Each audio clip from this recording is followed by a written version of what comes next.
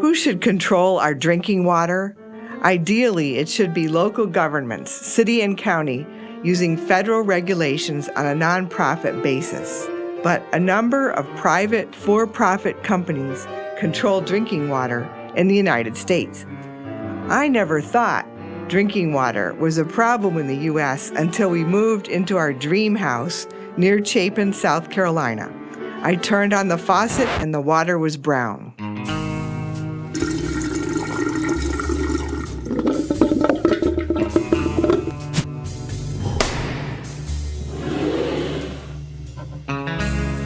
I am an attorney, and my name is Laura Valtorta. The reason I bought that picture is that my relatives way back are from Sicily, the land of the artichoke, and frankly, that doesn't mean a darn thing. What matters is that I've been living in South Carolina since 1988. I'm a South Carolinian, and I love this state, so I'm seeking an answer to this question. If you're paying enormous water bills every month, if the water is unpalatable or undrinkable, what are we able to do to ameliorate that situation? It's the only commodity that we ingest is water. And so you've got to make sure that it's clean and available and affordable.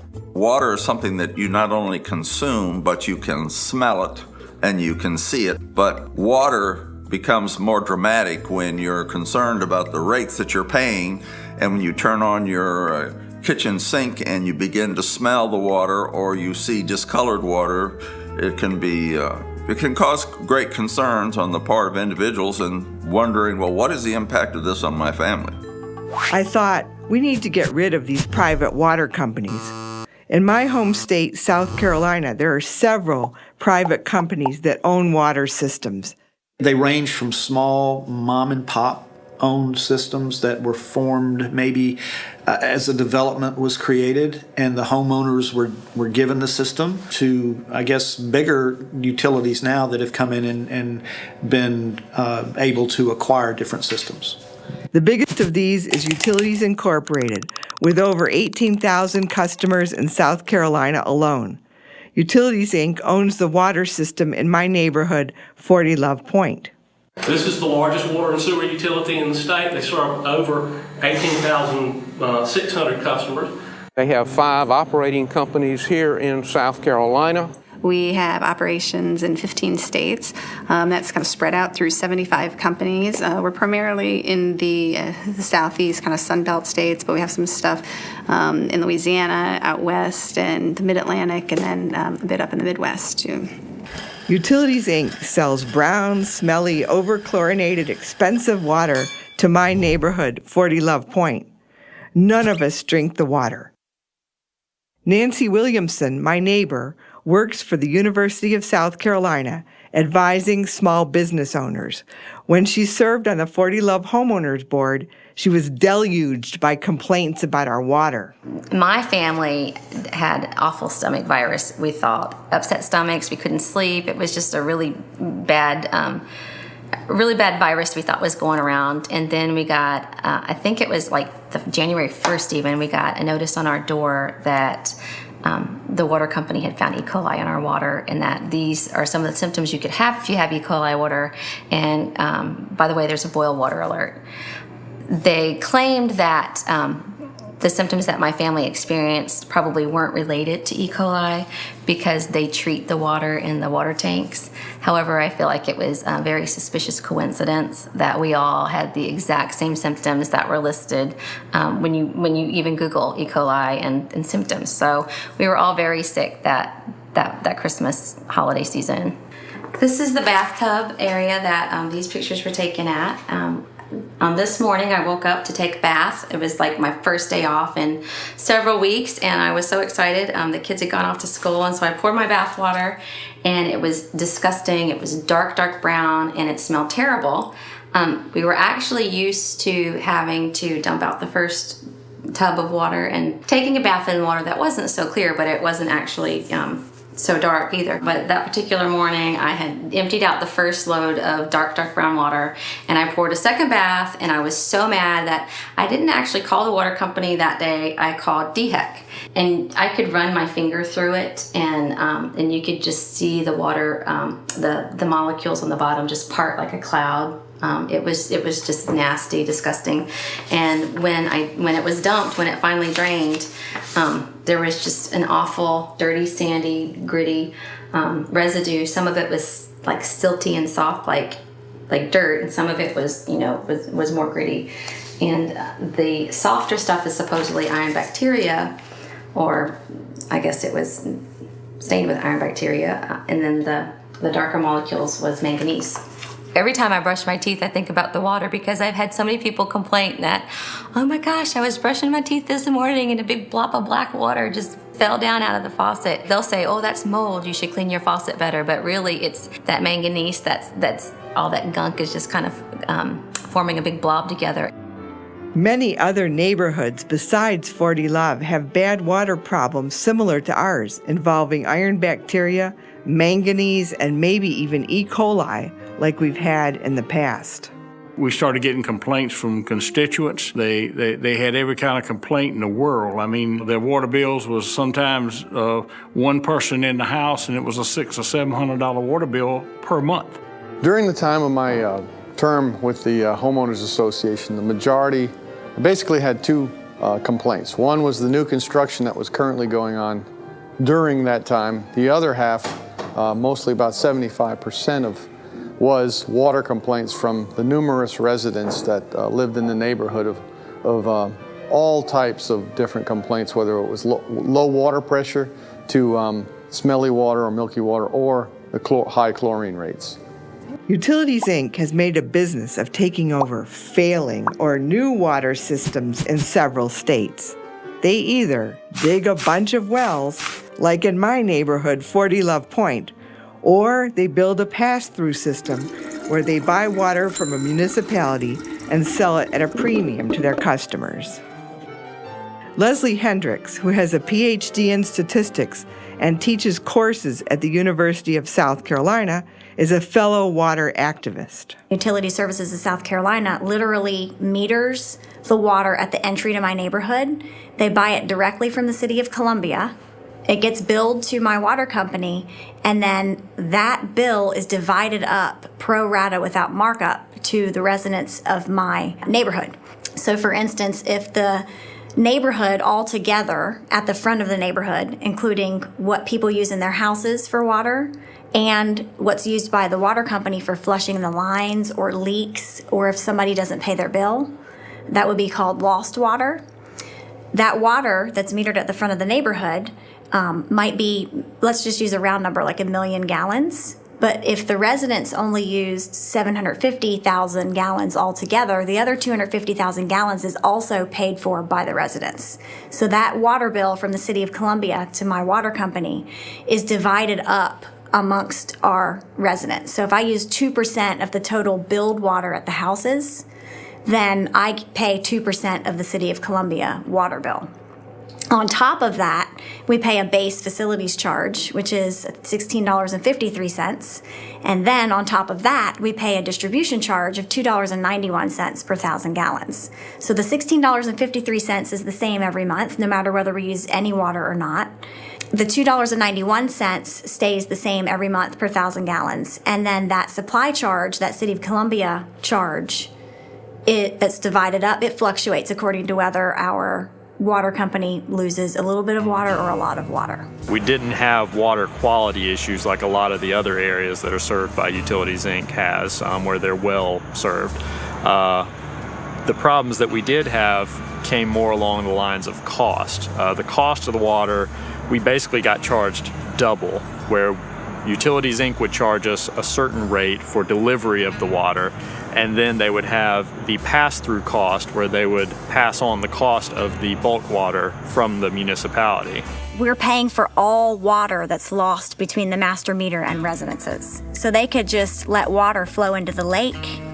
They could perform all their maintenance duties. People can steal the water, and they are not incented to fix old leaky pipes, upgrade the system, because there's no incentive to control water loss. We live in a place where there's no problem.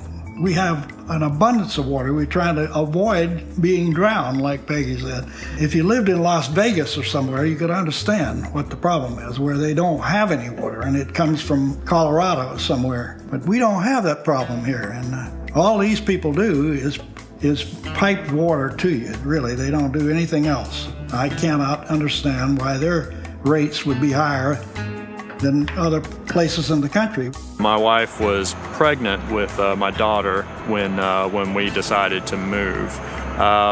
Typical bills in the wintertime would be a combined water sewer bill anywhere from $60 or so, and in the summertime when water usage was higher because of irrigation, we would top out and exceed $200 for a combined water and sewer bill, sometimes even more. Mrs. Dougherty is a widow, and she probably uses about 1,500 gallons of water a month. It's a really small amount. An average family uses about 6,000 gallons a month. And she called me because she continued to have the leak. Some of the geyser leaks were in front of her house, and she had gotten fed up because she couldn't get Utilities Inc. Customer service to pay attention when she was calling about these bills, because she would have, a $30 bill, and then all of a sudden a $125 water bill.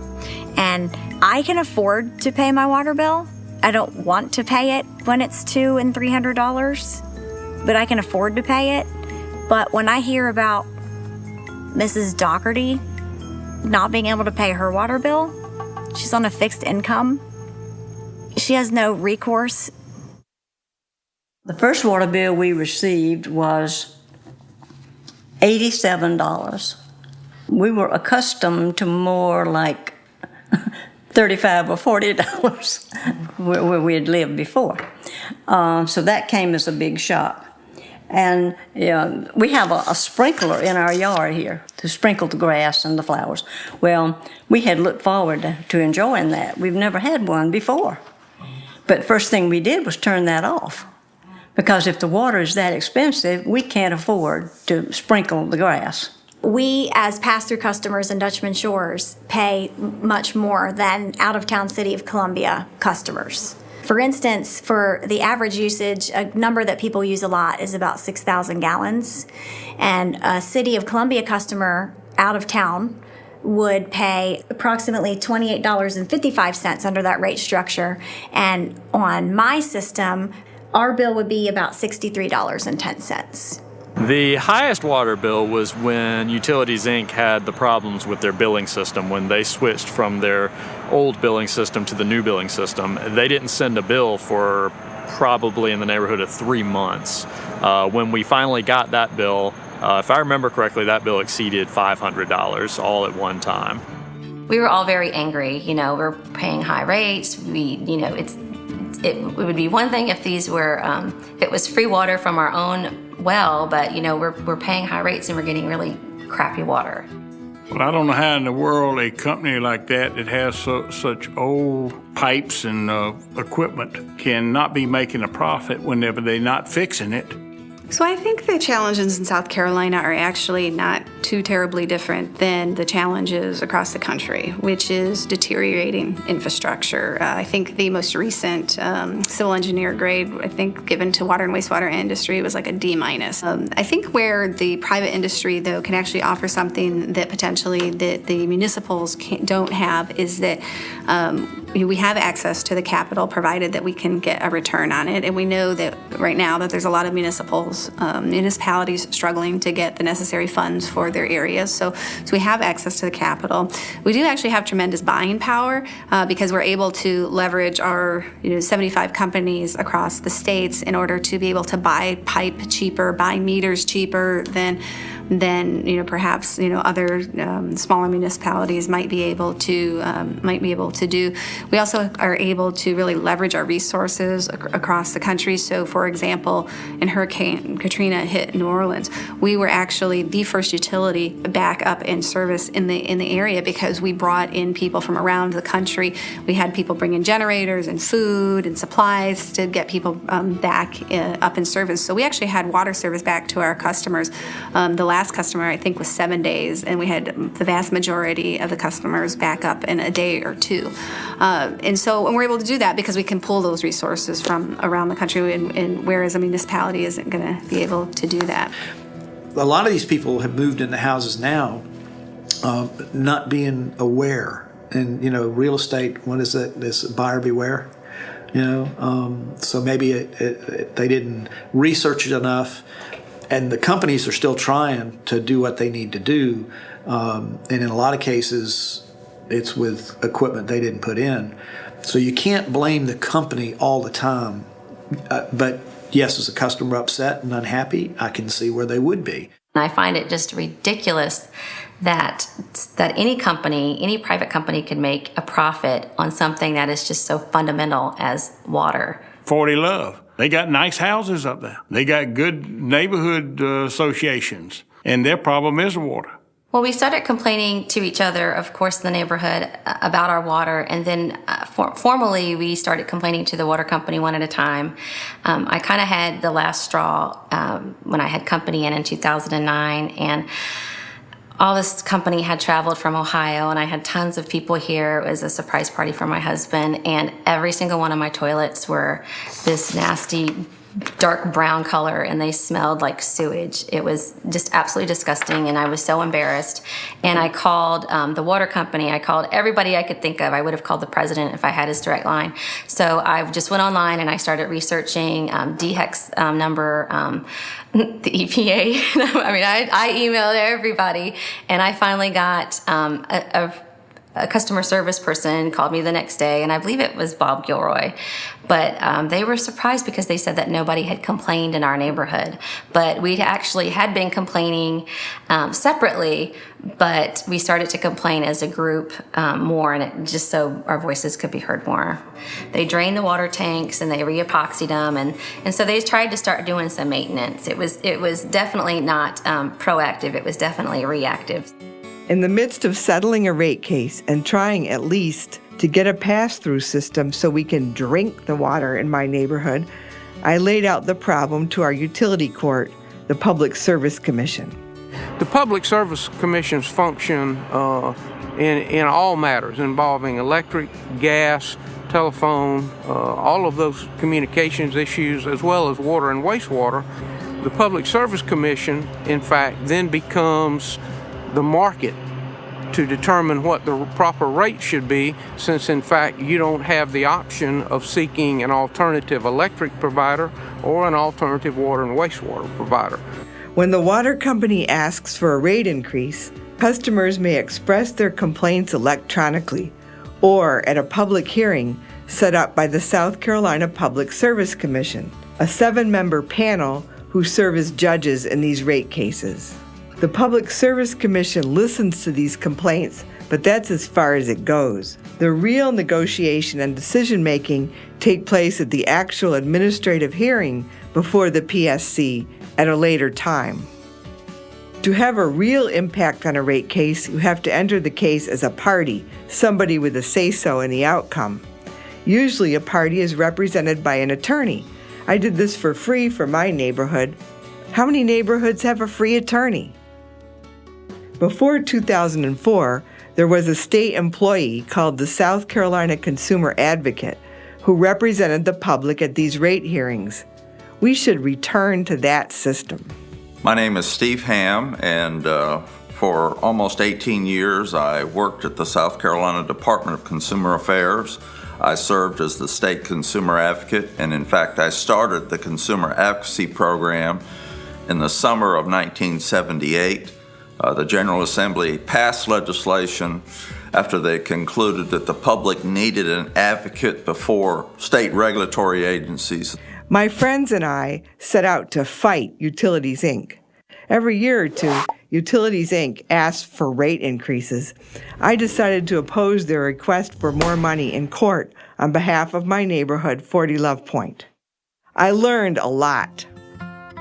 The first time I did that, we won at the trial level, but lost on appeal before the South Carolina Supreme Court. Time for more negotiation. You know, I don't think there's ever anybody who wins when they go in front of the Public Service Commission, especially against this company. Utilities Inc. employs a lobbyist in the South Carolina legislature. I provide for Utilities Inc. As part of my contractual agreement with them is consulting on regulatory matters, such as I am involved with the design and timing of when to file a rate proceeding. I didn't really get approached by any lobbyists because I don't think that they felt like it would do them any good to come talk to me because I'd had so many complaints and had fought them so hard. There wasn't nothing they could say to me to turn me against my constituents. Many state laws in South Carolina favor the private water companies. One law allows them to ask for a rate increase every 12 months. We're saying that we would like to have water that we can drink. We're stuck with this unacceptable brown, chlorine-smelling water. I'm a customer of utilities. I don't like increases. All we're doing is setting a template for people not to want increases, and the Public Service Commission now has something to hang their hat on. And the prophecy will come true. There will be a lack of service, and there will be poor water quality, etc.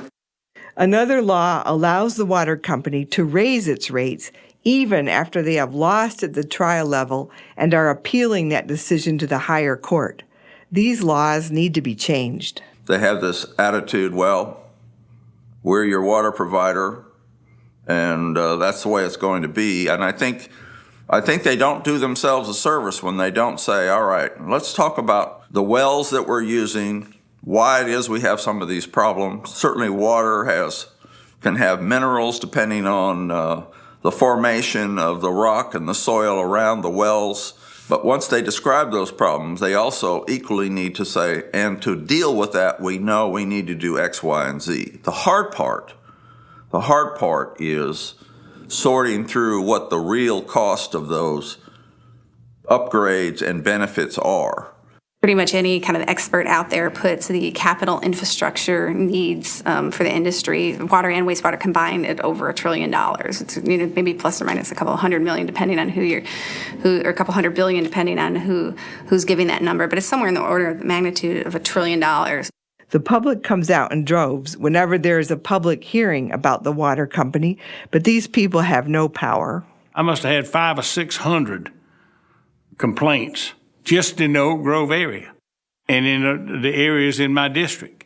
My husband and I have lived in 7 houses in mid-South Carolina, and we have never had water bills like we've had from Carolina Water. We testified before the Public Service Commission. A lot of people were there, a lot of angry people, and a lot of the people who were there, well, I say some of the people who were there represented homeowner associations, and they came with petitions with hundreds of names on them. The water is really, really, really bad quality.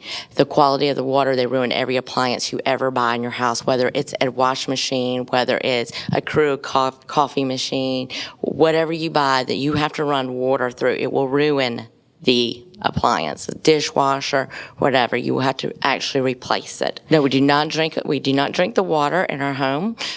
Do not use it for anything other than what you have to. We have to bathe in it. We have to brush our teeth, which we use very little water with that. And we have to wash the clothes in it. That's all that we use the water for. And the price of the water is extremely outrageous. When the consumer ends up having a complaint and goes to the Public Service Commission, the lawyers that are fighting them, that they hire from South Carolina here, they do hire some South Carolina lawyers, and they hire good lawyers, because I've been up against them at the public hearings that I requested and had.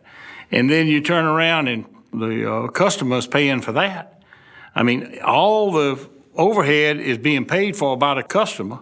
one of the elected officials built him a nice big house up on Lake Murray and cut the water on, and about a month later had too much iron in it. And all the nice new fixtures that he put in, the sinks and the toilets and all, was brown. They had a fight on their hands at that time. And he finally got all this stuff resolved. But, you know, John Q. Citizen out there don't have that power. What exactly is the water consumer supposed to do? In order to have any voice, you need to send an attorney to the rate cases to intervene on behalf of neighborhoods. Yet it seems impossible to win against Utilities, Inc. in court. We're prisoners of this water service. All of us would prefer to hook up to the Columbia Water Service like our neighbors half a mile away from us. But we are prevented from doing that because Carolina Water Service owns the pipelines in our neighborhood. We really don't have a choice. We can't choose to go somewhere else to get our water. We're stuck with them. If I could do anything I wanted and I could fix the system, I would let everyone have water supplied by a municipality. I've thought about this over and over, and honestly, I feel like the best solution would be for us to have the Columbia Water, city water, because it's in the neighborhood behind my house. I could throw a rock to the houses that receive Columbia Water. But we've heard that it's just so expensive, and that once, you know, we pay $1 million to get this infrastructure over here, just to get the water piped over here, that our pipes are just old and wouldn't take it, and we'd have to have more pipes put in. My neighborhood cannot switch to City of Columbia water, despite our strong desire to do so. We would first need to purchase the system from Utilities, Inc., and then turn around and hand it over to the City of Columbia. The cost, about $750,000. Our hands are tied. We're stuck with this company because they own the pipes. In 2004, the South Carolina legislature set up the Office of Regulatory Staff to audit private utilities expenses and represent the public interest in court. But that is not enough. We need a consumer lobbyist in the South Carolina legislature. That would be a good first step. We also need to go back to the old consumer advocate system, where there is an attorney paid by the state to argue for consumers. Advocacy is someone who has the legal responsibility to advance the interest of specific groups of customers. That was my responsibility when I was the consumer advocate. Now, under the state statutes, there is no one that has that specific responsibility. I traveled to Washington, D.C. to meet with Lisa Sparrow, the CEO of Utilities, Inc. I was surprised to hear that Utilities, Inc. works well with consumer advocates in other states, such as Pennsylvania and Georgia. I think you can look at Pennsylvania, for example, where you have homeowners associations, you have a commission, you have a consumer advocate, and companies that all work very closely together to, I actually heard Chairman Powelson, I believe he referred to it as kind of regulatory nirvana, you know, when you can get everybody just working together in that type of environment. And it's not really that, and that gets back to that balance that I was actually talking about before, that the regulatory compact, having a balance is actually the most essential part of it. And by having really strong, good consumer advocates that are really knowledgeable about the issues, I think is actually a really good thing for the process. ORS cannot legislatively stop and say, well, you ought to do specifically X, Y, or Z for consumers. And I think in terms of, as a lawyer for 37 years, you want someone that has a specific responsibility to represent your concerns. I may want to ban private for-profit companies from controlling our drinking water, but that seems impossible. For the moment, they are here to stay. Somehow, we have to work together. I've learned that the water company is not always the bad guy, but water customers are not being heard in court. We do need a consumer advocate to represent the water consumers. And until we get that, I am not drinking the water. Take pride in what your company does. Take pride in what your citizens want you to do, and do it.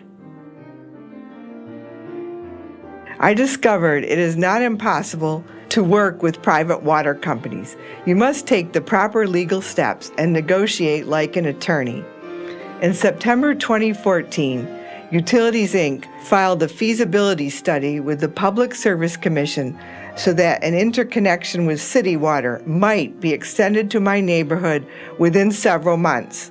We could get drinkable water after all.